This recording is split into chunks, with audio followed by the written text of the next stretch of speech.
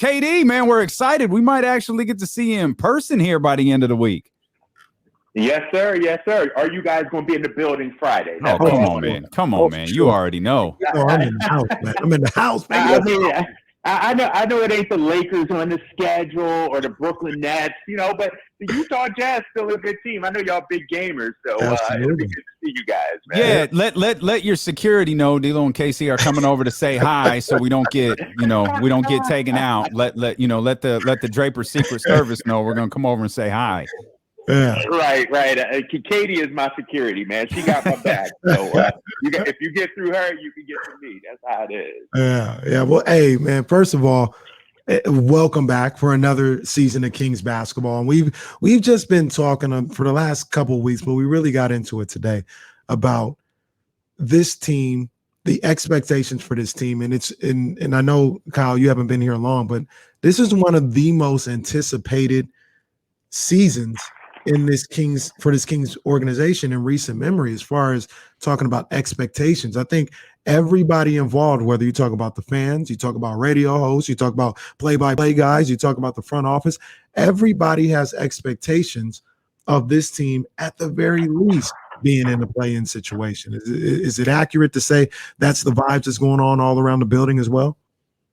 Oh, yeah, for sure. I mean, they don't like to talk about expectations. They don't like to back themselves into a corner. But if you aren't thinking at the minimum play-in, at the minimum, because think about it, guys. You were 2 games out of it last year. You had 2 9-game losing streaks. And on paper, your team is better. We should be talking, forget play-in. I want, 7 to 8 is playing. I understand like that. But I don't just want to get in 9 or 10. Yeah. This team should be a 7 or 8 seed. Yeah, we should have 2 chances. 2 chances to get in. Yeah, exactly. Exactly. Kyle, I'm trying to run through it in my head. You and Tristan didn't cross paths in Boston, did you? No, we didn't. I missed him by a year. It's crazy. He played 1 year in Boston, and that was the 1 year I was out here. But I had a chance to talk with him on media day, and I love this guy, man, in terms of what he could bring to this team.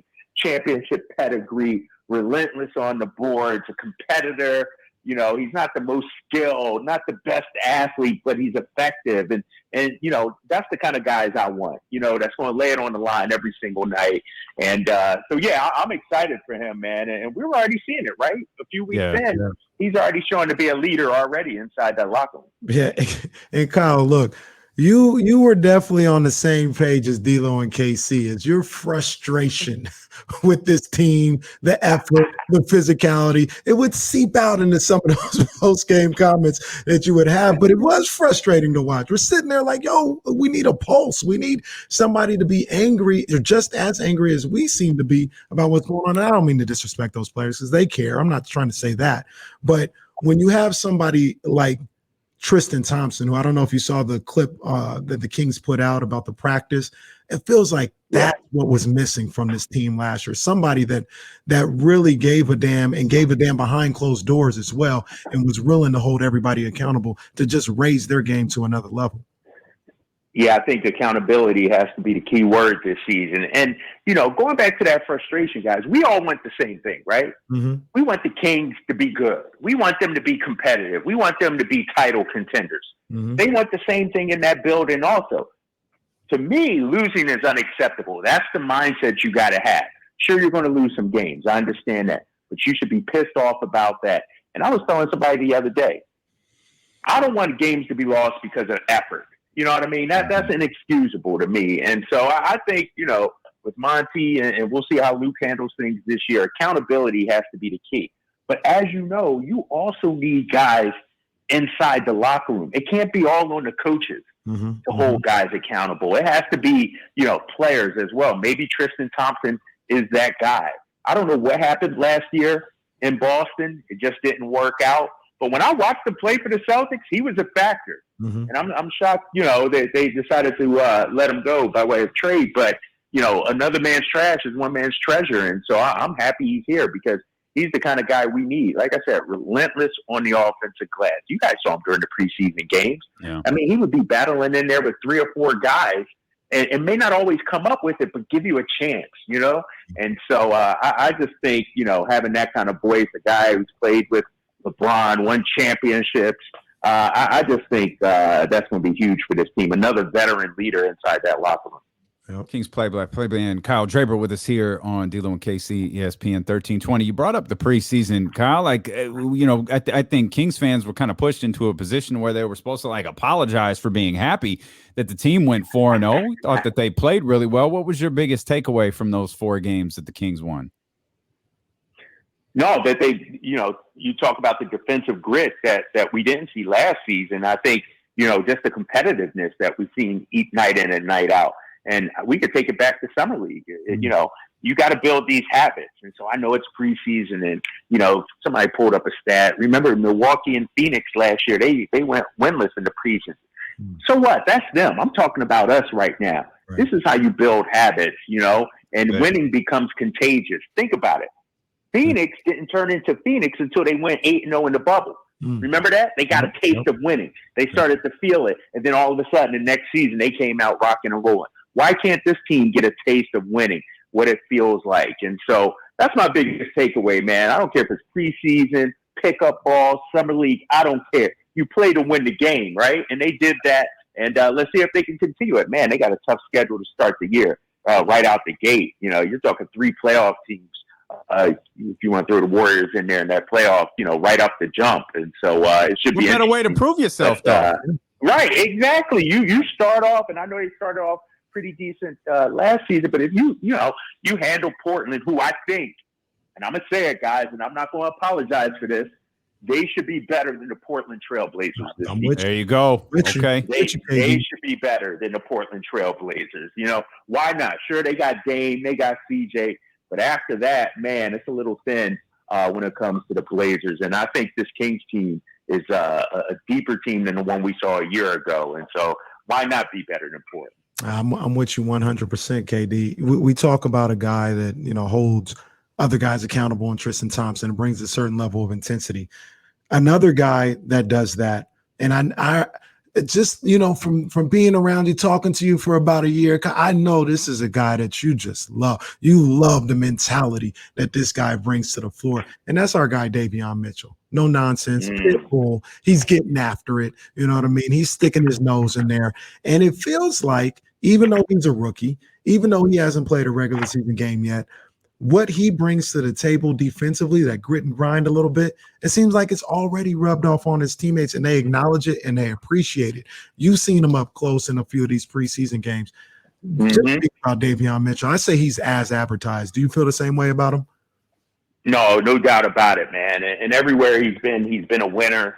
Even going back to Auburn, they won a conference title, I think, in the regular season. You go to Baylor, you win national championship, defensive player of the year.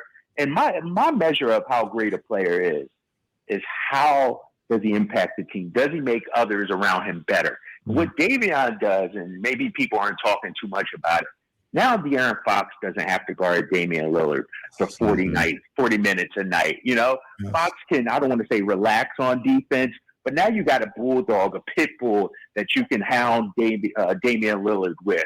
You can hound Steph with. And we saw him against Paul George, in the preseason, making Paul George, life miserable there on a few possessions. And so, I'm not expecting this guy to come out and be 20 points and 8 assists or anything like that. To me, the measure of Davion is going to be defensively and how he impacts the team's defensive numbers. What they say, the head of the snake, right? Yep. Well, he's the head of the snake when it comes to defense. And so, man, it's clear Luke loves this guy. Everybody's talking about him, raving him. And I was talking to Doug Christie about him the other day, as a matter of fact. He said, Kyle, when Davion's on the floor, you can't help but play hard. Because if you don't play hard, you're going to be exposed. Everybody with the naked eye is going to see, man, this dude Davion's playing hard. How come you aren't playing hard? Right. And so he sort of raises that level for the Sacramento Kings. That's facts. And those are certainly all of the sexy names that we're talking about, man. But Terrence Davis had a good outing. Mo Harkless. There's a lot to look forward to this season, KD. And the thing is, when I look at this roster, they're deep with NBA players. And we haven't always been able to say that. Last year, they would go 7, 8, but then after that, it would fall off big time. This year, you're going to have to, guys, keep like an Alex Lynn, a proven NBA player, on the bench. You're going to have to keep maybe a Terrence Davis or a Buddy Hield. Their minutes might be cut. You never know. Yeah. But interesting thing about Terrence Davis, I was watching, I was at their preseason game the other day, and I was talking to somebody. And they're like, what do you think about Terrence Davis? I said, this is all you need to know. He's going to win 1 or 2 games this season for you because he's going to get hot. He's going to have like 6 or 7 threes. You look at the box score, he's going to have 20-something points. It's going to be the Terrence Davis game. And that's what he did against the Lakers in that preseason game. He went off, remember? Yep. I think he had 5, 6 threes in that game. Yeah. And so that's what, I liken it to, we talked about it for Miami Heat last year, guys. You got 5 or 6 or 7 guys that can go for 20 on any given night. That causes nightmares for the opposing team. And I think if I'm the Sacramento Kings, if I'm Monty McNair, I'm looking to build that where it doesn't have to be De'Aaron Fox every single night. It doesn't have to be Harrison Barnes. That's the kind of depth I want to see with this team. And they're slowly getting there. Yeah. KD, always a pleasure, my man. We're looking forward to the season getting started and hearing you in the call as always. All right, fellas, I'll see you guys on Friday. Don't forget, we got the opener on Wednesday. I'm calling it, man. So yes, sir. Let's go. Oh, man, KD. KD, we appreciate you, my man. Thank you, brother. Have a great call on Wednesday. That's our man, Kyle Draper.